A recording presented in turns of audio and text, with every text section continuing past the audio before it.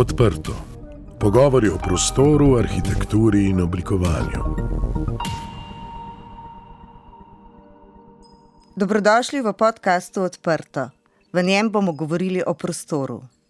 Beseda prostor nam je tako domača in vsakdanja, ter njen pomen nam je tako samoumeven, da se morda zdi razmišljanje in govorjenje o prostoru odveč. Pa vendar, ste že kdaj poskusili z definicijo o prostoru? Zdi se, da bi ga najlažje definirali z velikim zamahom roke, ki nakazuje nekaj bolj ali manj oprijemljivega okoli nas. Vse to je prostor, bi rekli in z mešanico gotovosti in dvoma pogledali sogovornika. Ali pa, če pomislimo, hecno, bi mu še bolje ustrezala sposojena definicija, ki smo jo dostikrat slišali v naših otroških letih. Znotraj je votel, okoli pa ga nič ni. Po kratkem razmisleku bi lahko na tem mestu skomignili z rameni in zaključili s čudno razpravo o prostoru ter se posvetili bolj merljivim in predvsem otipljivim stvarem. Na primer pospravljanju prenatlačene sobe, da bo v njej malo več prostora. In vidite, tako lahko prostor tudi ustvarimo, spreminjamo in v njem živimo. In ne samo to, če pomislimo bolje, se pravzaprav ogromno ljudi s prostorom ukvarja poklicno. Matematiki in astronomi ga računajo, geografi, potapljači in jamarji ga odkrivajo in popisujejo, sociologi in psihologi ga proučujejo, glasbeniki, plesalci in igralci ga polnijo s svojimi kreacijami, gradbeniki ga gradijo, arhitekti ga oblikujemo. Do sedaj smo ugotovili ravno dovolj, da lahko rečemo, da je prostor gotovo tudi ena izmed tistih opredeljivo neoprimerljivih stvari, s katerimi se običajno ukvarjajo tisti, ki znajo filozofirati. Je prostor poln ali prazen, končen ali neskončen, homogen, strukturiran, statičen, dinamičen, ki se spreminja s časom?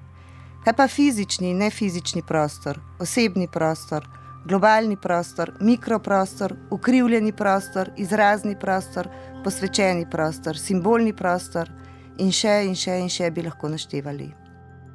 Vse to razmišljanje o prostoru vse bolj zapleta in naznanja, da prostoru poleg vseh ostalih stvari nedvomno lahko pripišemo tudi to, da je skrivnosten. Zato se lahko strinjamo s filozofom Maurice Merleau-Pontyjem, ki pravi, da je svet tisto, kar vidimo, a tudi, da se ga moramo naučiti videti. Še posebej poklici, ki se ukvarjajo s prostorom, se učijo prostor pojasnjevati, gledati in doživljati, pa tudi teoretizirati, da ga lahko zaobjamejo v čim bolj smiselne in logične okvirje, ter njegovo skrivnost vključujejo v svoje delo, ter preko tega tudi v naše vsakdanje življenje. Ne glede na izmuzljivo opredeljivost prostora lahko rečemo, da je prostor za vsakega človeka tisto, brez česar si svojega bivanja ne zna predstavljati. In zato se s prostorom ne potrebujemo ukvarjati poklicno ali ga posebej proučevati. Zgodi se sam po sebi. Vse, kar doživljamo, se namreč odvija nekje.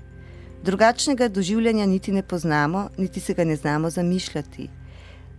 Zato je bilo za človeka bistveno, da je že od pradavnine s prostorom in njegovo materialnostjo vzpostavil odnos.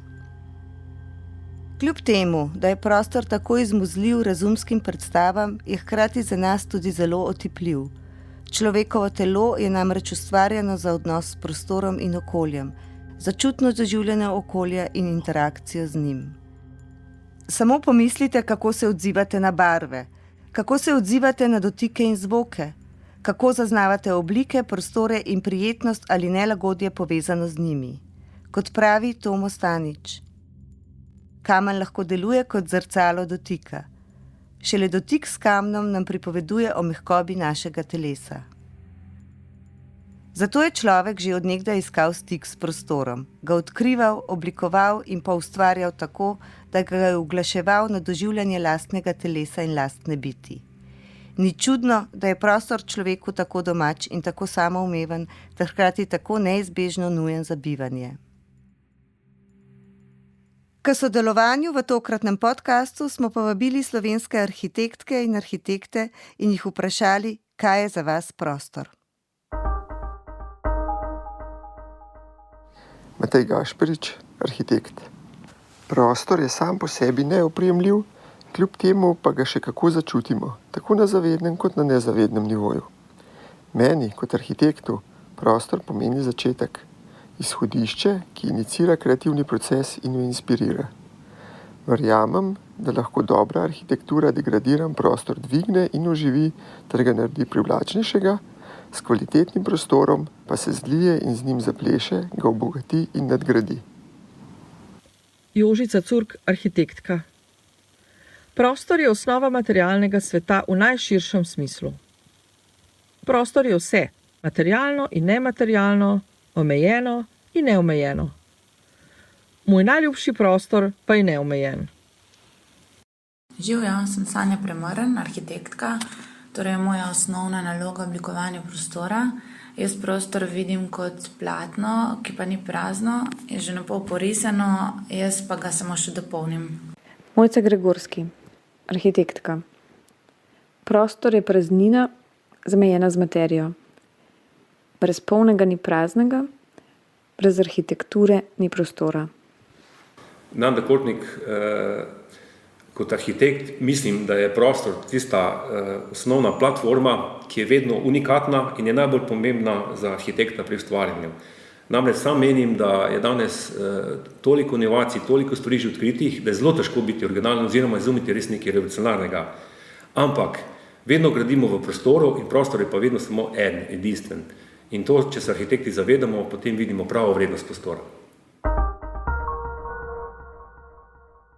Kako pa prostor dojemamo pri OHS? Pri odprtih hišah Slovenije verjamemo, da je prostor dobrina. Dobrina, ki mora biti dostopna sleherniku. Pri tem pa mora zadoščati splošnim potrebam in zadovoljevati določene kakovostne zahteve. Še posebej se zavzemamo za slovenski prostor. Zaradi tega se trudimo promovirati in ozaveščati splošno slovensko javnost o kakovostno grajenem prostoru.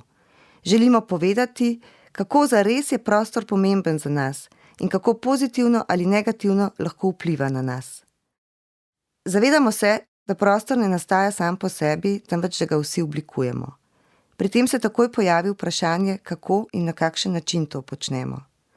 Ali to počnemo za dobro vseh, ali pa je prostor zgolj orodje posameznih interesov. Pri tem ne gre le za človeka, temveč tudi za druga življenja in okolja. In čeprav je prostor ogromen, je v resnici omejen.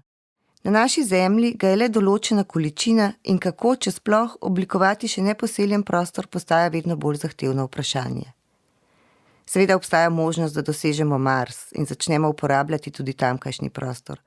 Toda kaj bodo naši zanamci rekli, ko bodo videli, v kakšnem stanju smo zapustili zemeljski prostor? So to morda preveč filozofska vprašanja? Morda so, vendar so to vprašanja, ki se zagotovo pojavijo ob bolj globokem premisleku o prostoru. V našem vsakdanjiku do takšnih debat pridemo le stežka, morda zvečer, ob kozarčku rujnega. Večinoma pa se s prostorom ukvarjamo na ravni dekoracije. Kakšna preproga paše v spalnico? Katero sedežno naj kupim? Kakšne barve naj bo fasada moje hiše? Prostor je več, veliko več. Zaradi tega bomo v podcastih odprto poizkušali razkriti delček tega, kaj prostor vse je. Govorili bomo z zanimivimi sogovorniki, ki se s prostorom ukvarjajo poklicno in ki nam bodo poizkušali približati kakšno večje ali manjše spoznanje o skrivnostih prostora. Poslušali ste podcast Odprto, prvi slovenski podcast o arhitekturi, ki ga je pripravila ekipa OHS. Za akustično ugodje je skrbel studio Sonolab. Odprte hiše Slovenije se zavzemajo za dobro arhitekturo, ki je namenjena vsem ljudem. Prisluhnite nam vsakič, ko boste o prostoru želeli izvedeti več. Da smo lahko odprto spregovorili o prostoru, nam je svojo podporo omogočilo Ministrstvo za okolje in prostor.